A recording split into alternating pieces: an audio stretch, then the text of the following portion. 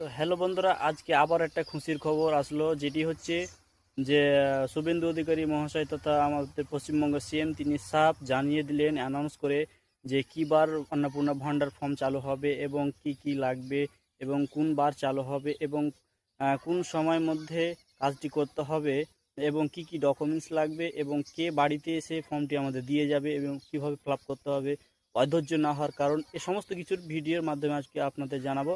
Video skip করবেন না এবং তার ভিডিওটি লাস্ট পর্যন্ত অবশ্যই শুনে যাবেন। তো ভিডিও যদি প্রথমবার হয়ে থাকেন তো অবশ্যই আমার চ্যানেলটিকে ফলো করে রাখবেন এরকম ভিডিও পাওয়ার জন্য। তো চলেন ভিডিওটা আবার শুরু করা যাক। আমরা ৩,০০০ টাকা করে টাকা ট্রান্সফার করব আগামী বুধবার দিন। আপনারা কেউ বিচলিত হবেন না। প্রত্যেকের বাড়িতে যারা ফর্ম ফিল আপ করতে পারবেন না তাদের প্রত্যেকের বাড়িতে আমাদের পক্ষ থেকে লোকেরা যাবে।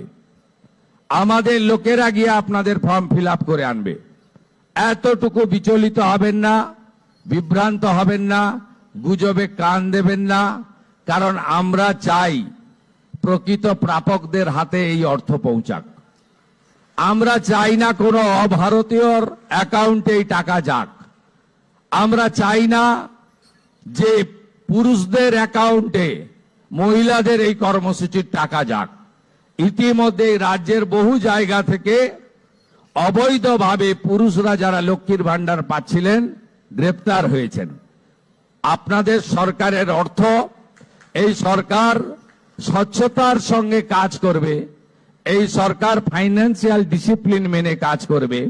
পশ্চিমবাংলায় যারা প্রকৃত প্রাপক তাদের প্রত্যেককে চিহ্নিত করে খুঁজে বের করে তাদের কাছে মাননীয় প্রধানমন্ত্রীর দেওয়া